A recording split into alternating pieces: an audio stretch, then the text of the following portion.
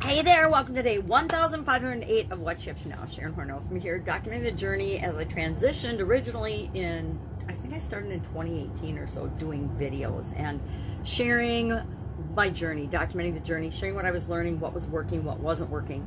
Now I pretty much just give a quick book report of what I'm doing online, although I'm doing offline things as well. Some of my projects I can talk about, some of my clients and customers don't want me sharing what we're doing. So I keep pretty much just sharing things based on my own personal experience, not based on my clients or my customers, to maintain our relationship and privacy. And I totally agree with that. When I was running my Italian food business, it was a very competitive industry, and you didn't want people knowing. Even the government agencies that came in to regulate us, the USDA, the FDA, OSHA, everybody, they had to sign confidentiality agreements because we had proprietary processes and systems that we use to create our handmade products and services for that market. And if they get out, it becomes less competitive. And we had our recipes were copywritten, things like that. So I get that. I felt the same way when I was building and supersizing that particular business. Now online, I pretty much share everything and how we do it and what we do. So if you've got questions, go ahead and ask. Be glad to. I don't really have any insider secrets or secrets. People try to sell and market and pretend that they have all these super secret private systems, but they're not. Pretty much everything that we do and share and learn has been done before. It's certainly been done before by someone else. We just might not be aware of them. A lot of times people will simultaneously have similar ideas, and it's whoever acts on it first is usually the one that wins in the marketplace. So today, Supersize Your Business is a group that I share with and lead in business sector. Used to be offline businesses, but then when I came online, it became online businesses, and now it's of course a mesh of both. A lot of people online will tell you you have to be online or you're not going to succeed. I have a friend that says that a lot in her messaging, and I'm like, okay, I hear what you're saying, but I disagree.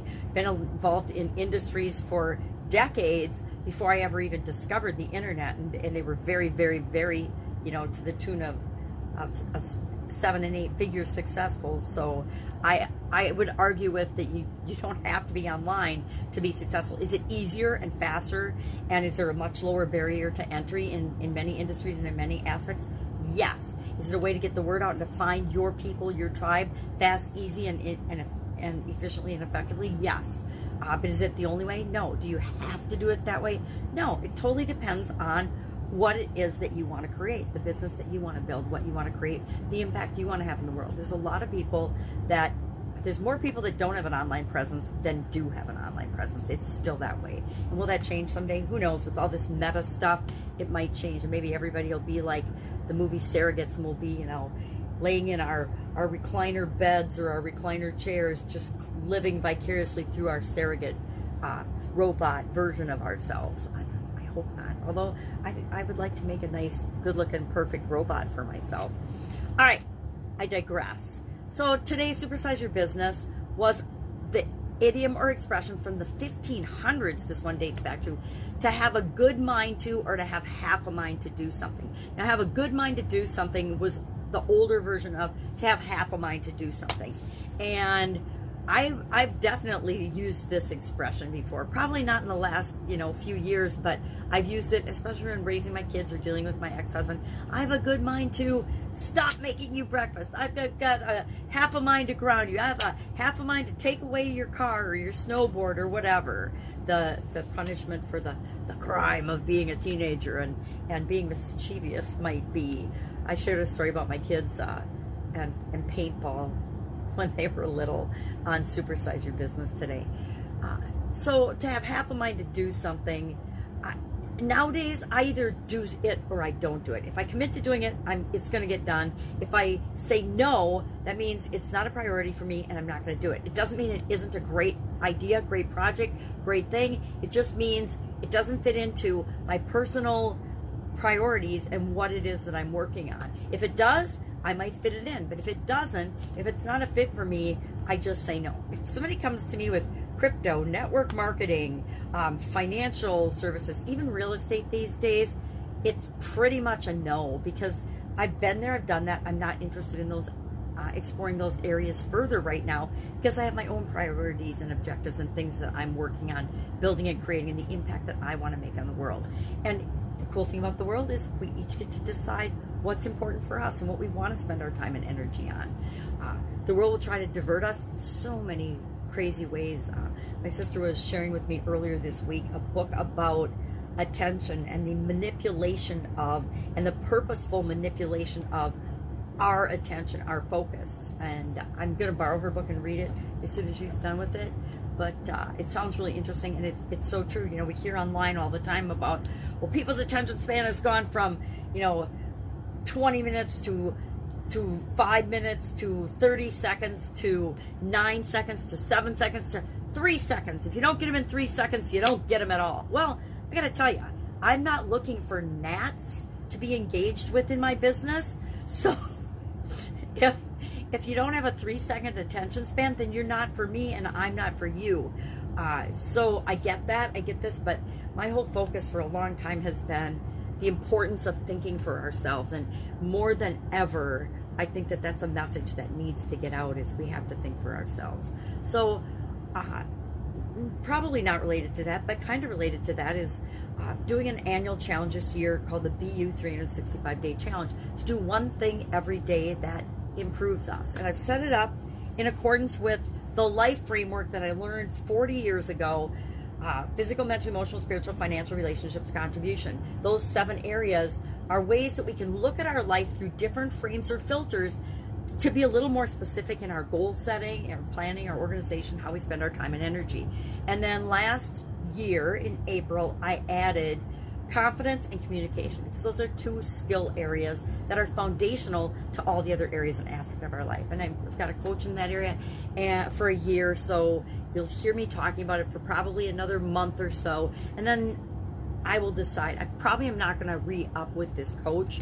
I've learned what I have to offer, and that is enough for me. And I've got a message that's now disappearing. Thank you. So today's lesson was, we're covering this SOAP framework once a month. In 2020 and 2021, I did the Get Up and Go challenge. Why? Because I wanted to make sure I kept it going and moving through the pandemic and bring people along with me.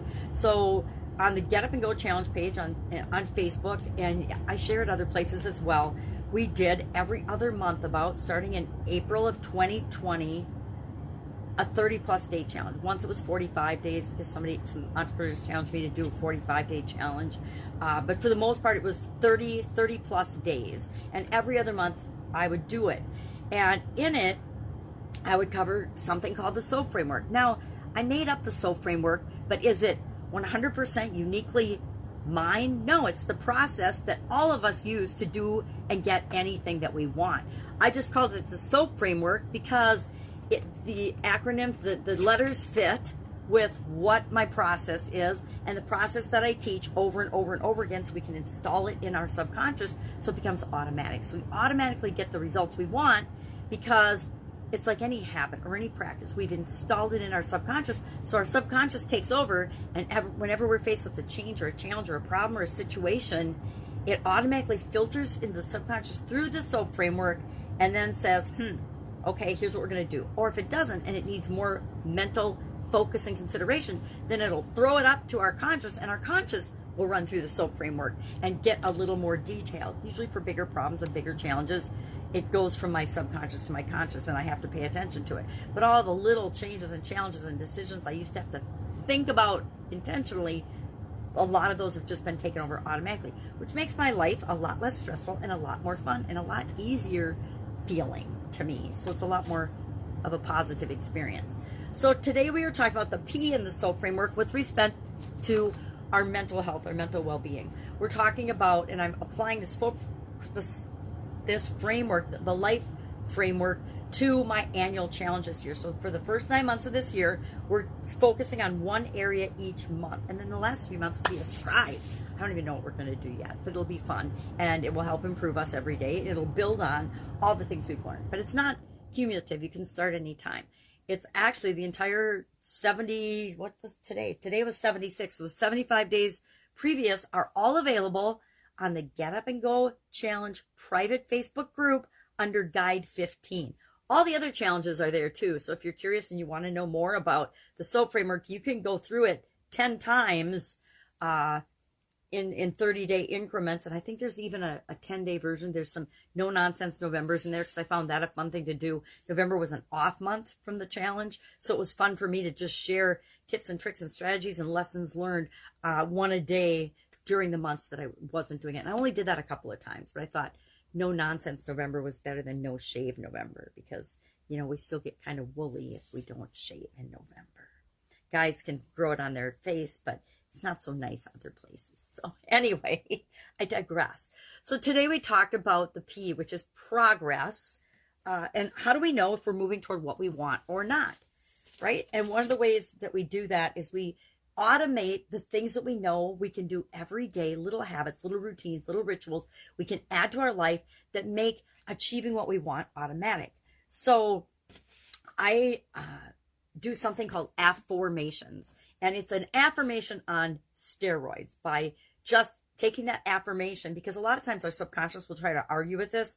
I am a great storyteller. That's the one I thought about today, because I'm like, oh my God, I've been telling myself for my entire life that I'm a terrible storyteller, but I want to be a really good storyteller. It's not like I don't have 62 years worth of stories and experience to share with people. So why would I ever tell myself I'm not a good storyteller? So I am an awesome storyteller.